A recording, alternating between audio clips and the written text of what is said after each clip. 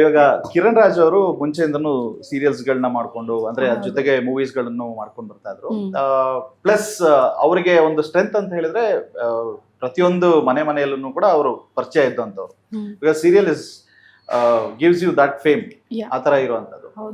ಕಿರಣ್ ರಾಜ್ ಜೊತೆಗೆ ಆಕ್ಟ್ ಮಾಡ್ಬೇಕು ಅಂತ ಹೇಳಿದಾಗ ಇವಾಗ ಆಲ್ರೆಡಿ ಒಂದ್ ಮೂವಿನಲ್ಲಿ ಕಾಣಿಸ್ಕೊಂಡಿದ್ದೀರಾ, ಅಂಡ್ ಈ ಮೂವಿನಲ್ಲಿ ನಿಮ್ಗೆ ಒಂದು ಫುಲ್ ಫ್ಲೆಜ್ಡ್ ಕ್ಯಾರೆಕ್ಟರ್ ಸಿಗ್ತಾ ಇದೆ ಅಂತ ಹೇಳಿದಾಗ ಯಾವ ರೀತಿಯಾದಂತ ಒಂದು ಥಾಟ್ಸ್ ಗಳಿತ್ತು ನಿಮ್ಗೆ?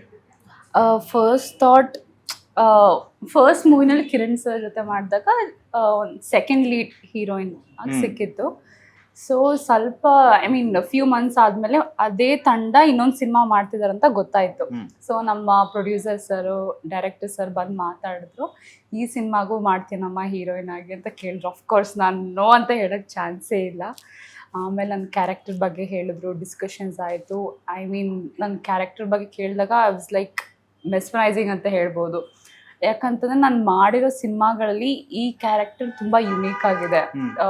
ಯೂಶಲಿ ಹೀರೋಯಿನ್ನ ಹೇಗೆ ತೋರಿಸ್ಬೋದು, ಮೇ ಬಿ ಒಂದು ಇನ್ನೋಸೆಂಟ್ ಕ್ಯಾರೆಕ್ಟರ್ ಆಗಿ ತೋರಿಸ್ಬೋದು, ಇಲ್ಲಾಂದರೆ ಮೇ ಬಿ ವಿಲನ್ ಶೇಡ್ ಆಗಿ ತೋರಿಸ್ಬೋದು. ಬಟ್ ಈ ಸಿನಿಮಾದಲ್ಲಿ ಎರಡು ಮಿಕ್ಸ್ ಇದೆ, ಡ್ಯುಯಲ್ ಕ್ಯಾರೆಕ್ಟರ್ಸ್ ಇದೆ. ಸೊ ಈ ಕ್ಯಾರೆಕ್ಟರಿಂದ ಸಿನಿಮಾ ಮಧ್ಯದಲ್ಲಿ ಒಂದು ಟ್ವಿಸ್ಟ್ ಅನ್ನೋದಿದೆ.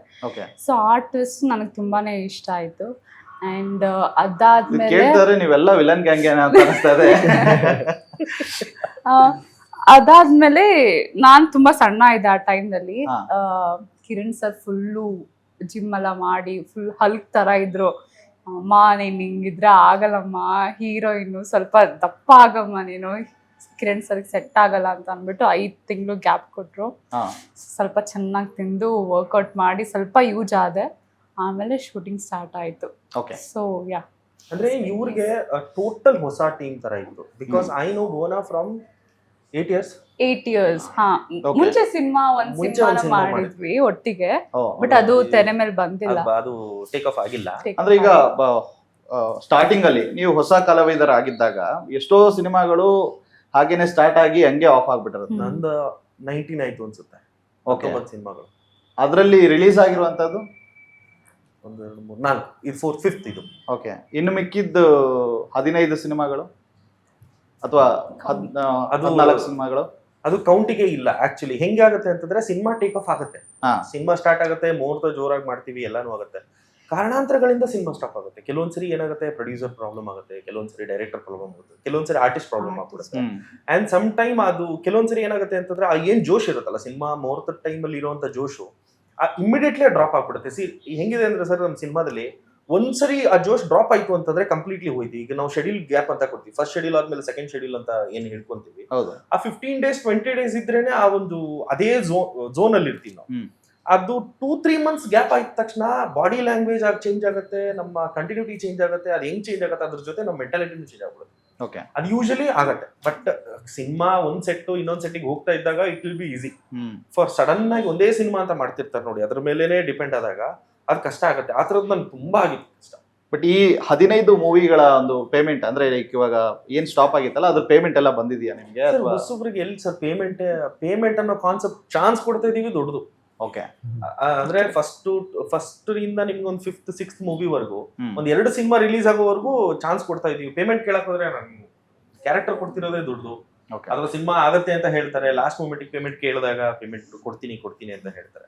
ಸೊ ಇಲ್ಲಿ ಏನಾಗುತ್ತೆ ಅಂದ್ರೆ ಕೆಲವೊಂದ್ಸರಿ ನಾವು ನಮ್ಮ ಪ್ರೊಫೈಲ್ನ ನಾವು ಹೆಂಗ್ ಬಿಲ್ಡ್ ಮಾಡ್ಕೊಂಡು ಹೋಗ್ತೀವಿ, ನಮ್ಮ ಪ್ರೊಫೈಲ್ನ ನಾವು ಹೆಂಗ್ ಪೋರ್ಟ್ರೇ ಮಾಡ್ಕೊಂಡು ಹೋಗ್ತೀವಿ, ಅದ್ರ ಮೇಲ್ಗಡೆ ಯು ಆರ್ ಜಸ್ಟ್ ನಿಮ್ದು ವ್ಯಾಲ್ಯೂ ಅನ್ನೋದೊಂದು ಬರುತ್ತೆ.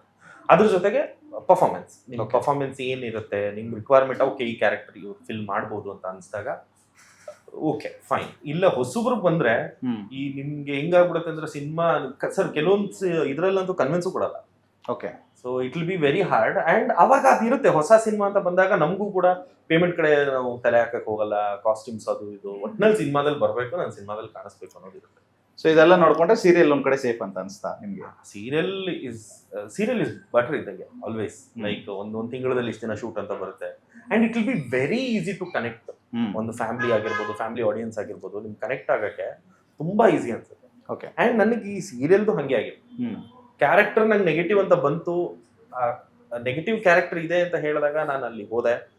ಸೊ ಅಲ್ಲಿಂದ ನನಗೆ ಆ ಸೀರಿಯಲ್ ಜರ್ನಿ, ಆ ಟೇಸ್ಟ್ ಅಂತಾರಲ್ಲ ಸರ್, ಆ ಟೇಸ್ಟ್ ಒಂದ್ಸರಿ ಗ್ರಿಪ್ ಸಿಕ್ಕಿದ್ಮೇಲೆ ಹ್ಮ್. ನಿಮ್ಗೆ you will feel wow. So ನನ್ಗೆ ಸೀರಿಯಲ್ ಜರ್ನಿ ಹಂಗೆ ಸ್ಟಾರ್ಟ್ ಆಗಿತ್ತು. But for newcomers I think serial is best.